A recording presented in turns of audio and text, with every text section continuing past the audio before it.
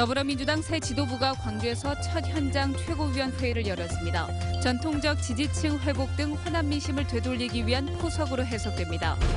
야권 대선 주자들이 잇따라 광주를 찾는 등 움직임이 빨라지고 있습니다. 문재인 대세론에 대한 반작용 성격이 짙어 보입니다. 쌀값이 별다른 대책 없이 올해도 큰 폭으로 추락하고 있습니다. 수학을 앞둔 농민들이 대정부 투쟁에 나섰습니다. 사립학교 교사 채용 비리를 예방하기 위한 조례안이 광주시 의원들의 이견으로 심의가 보류됐습니다. 여러분 안녕하십니까? 더불어민주당 지도부가 광주에서 첫 현장 최고위원회의를 열었습니다. 지도부가 새로 꾸려진 뒤 봉하마을을 방문한 데 이어 두 번째 지역 일정을 소화한 건데요. 회복세가 내린 호남 민심을 되돌리기 위한 포석으로 해석됩니다. 김인정 기자가 취재했습니다. 추미애 대표를 비롯한 더불어민주당의 새 지도부가 국립 5.18 민주묘지를 참배했습니다. 첫 현장 최고위원회의 역시 5.18 민주묘지에서 열며 정권 교체 의지를 다졌습니다. 민생과 복지, 민주주의, 인권이 활짝 만개하는 동백꽃도 빨갛게 열정적으로 다시 필 수 있는 그날이 올 수 있도록 뛰고 또 뛰겠습니다. 더민주 지도부는 기아자동차 광주공장에서 정책 간담회도 열었습니다. 자동차 100만 대 사업의 광주형 일자리 모델은 나 혼자가 아니라 함께 잘 살기 위한 상생과 통합의 광주 정신이라며 당 차원의 노력을 약속했습니다. 저희가 잘 경청해서 정기국회 예산 심사 과정에서 우리 당의 정책으로 적극적으로 반영해 나가겠고요. 전당대회가 끝난 지 일주일도 안 돼 이루어진 광주 방문은 1박 2일간 비엔날레와 5.18 묘지, 자동차 공장 등 광주의 문화, 역사, 경제를 상징하는 장소를 도는 일정으로 짜여졌습니다. 광주에 대한 당의 위기의식과 애정을 보여주는 동시에 국민의당 창당으로 흔들리고 있는 전통 지지층을 복원하려는 의지를 보여준 것으로 해석됩니다. 한편 추미애 대표는 손학규 전 상임고문에게 당을 지도해달라고 말했다는 전화 통화 내용을 공개했고 김부겸 의원과 안희정 충남지사의 잇따른 대선 도전 발언에 대해서는 대환영이라고 말했습니다. MBC 뉴스 김인정입니다. 대선 주자들의 움직임이 빨라지고 있습니다. 야권의 심장이라고 할 수 있는 광주 방문도 잦습니다. 손학규 전 고문은 사실상 정계 복귀 의사를 밝혔습니다. 윤근수 기자입니다. 손학규 전 민주당 고문이 정계 복귀 의사를 강하게 밝혔습니다. 지지 모임 성격의 문화행사에 참석하기 위해서 광주에 온 자리에서였습니다. 우리나라를 분명히 다시 일으켜 세워서 한반도의 평화의 고장이 되고 한반도 통일의 바탕을 이루도록 광주 시민 여러분과 전라남도 도민 여러분과 함께 나설 것을, 저를 죽일 각오로 나설 것을 여러분께 말씀드립니다. 추석을 전후해서 정계에 복귀할 거라는 관측들이 나오고 있지만 복귀 시기가 언제가 될지에 대해선 이번에도 말을 아꼈습니다. 페이스북을 통해서 대권 도전을 시사한 안희정 충남지사는 세간의 관심 속에 광주를 찾았습니다. 안 지사는 대권에 도전하느냐는 질문에는 즉답을 피했지만 부인하지도 않았습니다. 대한민국 모든 국민들이 원하는 더 정의롭고 또 평화로운 대한민국의 미래의 목소리를 듣고 담아가도록 하겠습니다. 대권 도전을 환영한다는 문재인 전 대표의 발언과 관련해서는 늘 그렇게 너그러우신 분이라며 대결을 피하지 않겠다는 뜻을 내비쳤습니다. 지난 일요일 안철수 전 대표에 이어서 김부겸 의원과 안희정 지사까지 친문재인 성향의 지도부를 선출한 더민주의 전당대회 직후부터 야권의 대선 주자들이 잇따라 대권 도전 의사를 밝히고 있습니다. 여기에다 5월 이후에만 광주를 세 차례 방문한 박원순 서울시장과 오는 5일 광주를 다시 찾는 이재명 성남시장. 발걸음 빨라진 대선 주자들이 경쟁하듯 야권의 심장을 두드리고 있습니다. MBC 뉴스 윤근수입니다. 새누리당의 김무성 전 대표가 내일 광주를 방문합니다. 김무성 전 대표는 내일 광주에 머물며 국립아시아문화전당을 둘러본 뒤 광주 비엔날레를 관람할 예정입니다. 또 남부대 수영장을 찾아 세계 수영대회 추진 상황도 들을 예정입니다. 여권의 비박계를 대표하는 김 전 대표의 이번 방문은 일종의 대권 행보로 해석되고 있습니다. 2016 광주 비엔날레가 오늘 일반에 처음 공개됐습니다. 상상력을 불러일으키는 작품이 가득했다는 평가부터 다소 어려웠다는 반응까지 다양합니다. 비엔날레 첫날의 표정들을 이미지 뉴스 리포터가 담았습니다. 5.18 당시의 흔적을 담고 있는 서점 외벽의 대자보. 얼핏 과거를 추모하는 공간처럼 보이지만 전시된 책을 구매도 하고 워크숍도 열리는 현재의 공간이기도 합니다. 대야에 담긴 달을 잡기 위해 손을 반복해서 담그고 성냥개비로 끝없이 탑을 쌓아 올립니다. 결국은 실패할 일이지만 이런 불가능을 시도하는 것이 예술 정신입니다.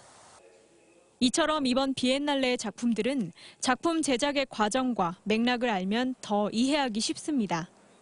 For me, there are many works here that are very, very difficult to work through, and this is actually quite a beautiful thing. 벽에 한가득 그려진 글자들과 그림들은 다양한 문화에 대한 작가의 고민의 흔적이지만 많은 상상력이 필요해 어렵게 다가오는 경우도 많습니다. 너무 어려워가지고요. 하나도 모르겠어요. 좀 공부 좀 해야겠어요, 집에 가서. 현대미술을 보다 쉽게 이해하고 싶다면 비엔날레 측에서 마련한 다양한 프로그램에 참여하는 것도 한 방법입니다. 비엔날레 전시관 내 녹두서점에서는 작가와 독립출판에 대한 대화를 나눌 수 있는 시간이 마련되고 한세봉둘의 농업생태공원에서는 가난한 농민과 하층민의 삶을 담아낸 연극이 진행됩니다. 이외에도 오후 4시 광주 비엔날레 광장과 5.18 민주광장 등지에서 나도 아티스트 퍼포먼스를 만날 수 있습니다. MBC 뉴스 이미지입니다. 소설가 한강 씨가 2016 광주 비엔날레 포럼에 참석해 자신의 대표작 일부를 발표해 낭독하는 시간을 마련했습니다.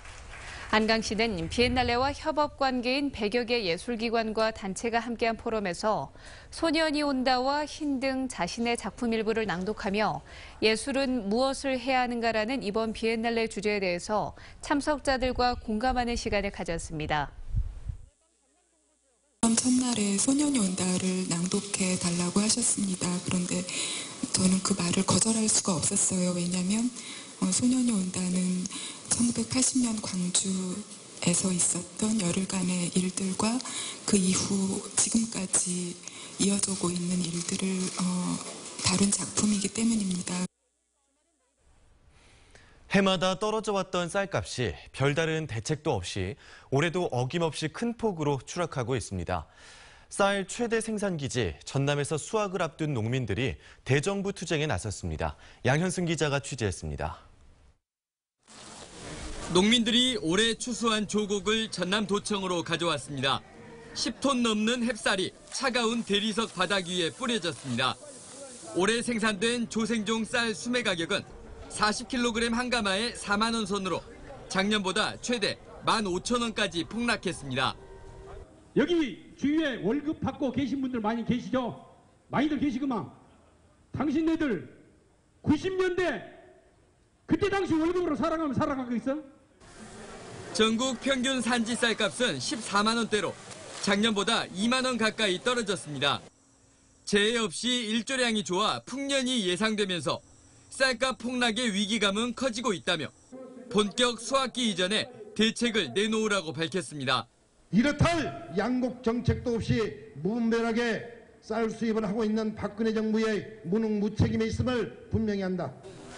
정부의 쌀 수입 중단과 대폭적인 수매 계획 조기 발표, 쌀 직불금 감축 정책 중단을 촉구했습니다.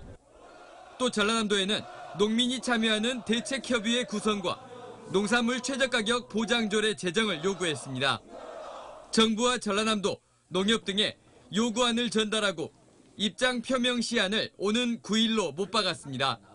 우리도 그럼 우리 농민에서 하고 있는 사항을 우리도 중앙지검 건의도 하고, 우리 도 자체적이고 지자체에서 할 거는 지자체에서 하고 그렇게 한번 하시게요. 농민들은 오는 22일 전국 농민대회와 11월 민중총궐기에서도 정부의 농업정책을 강하게 비판하겠다고 밝혔습니다. MBC 뉴스 양현승입니다.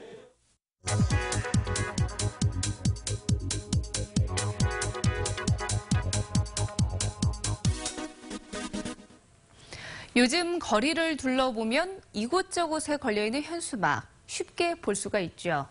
광주 지역에서 올 1월부터 6월까지 철거된 현수막은요, 총 52만 7천여 장입니다. 부과한 과태료는 81억 원이 넘습니다. 지난해 같은 기간 40만 장 정도였던 게 1년 사이에 13만 장이나 이렇게 늘었습니다. 과태료 또한 눈에 띄게 증가했습니다. 단속에 걸린 불법 현수막은 영세업자들이 내건 생활형 현수막도 있지만요. 아파트 분양과 관련된 것이 가장 많았습니다. 전봇대와 가로수 사이에 매단 현수막은 도시미관을 해치는 것은 물론 길을 걷는 사람과 운전자 시야까지 가로막아서 이런 모습을 보입니다. 그래서 사고 위험으로 이어질 가능성이 높습니다. 다른 지자체에서도 넘쳐나는 불법 현수막을 없애기 위해서 사업 승인을 취소하거나 수거 보상제를 도입하는 등 대책 마련에 나서고 있습니다. 하지만 출퇴근 시간에만 붙였다 떼거나 아니면 알바생을 동원한 인간 현수막을 쓰는 등 단속을 피하는 수법이 다양해지고 있습니다. 근절하기까지 시간이 조금 걸리지 않을까요? 카드뉴스였습니다. 사립학교 교사 채용 비리를 예방하기 위한 조례안이 광주시의회 상임위 문턱을 넘지 못했습니다.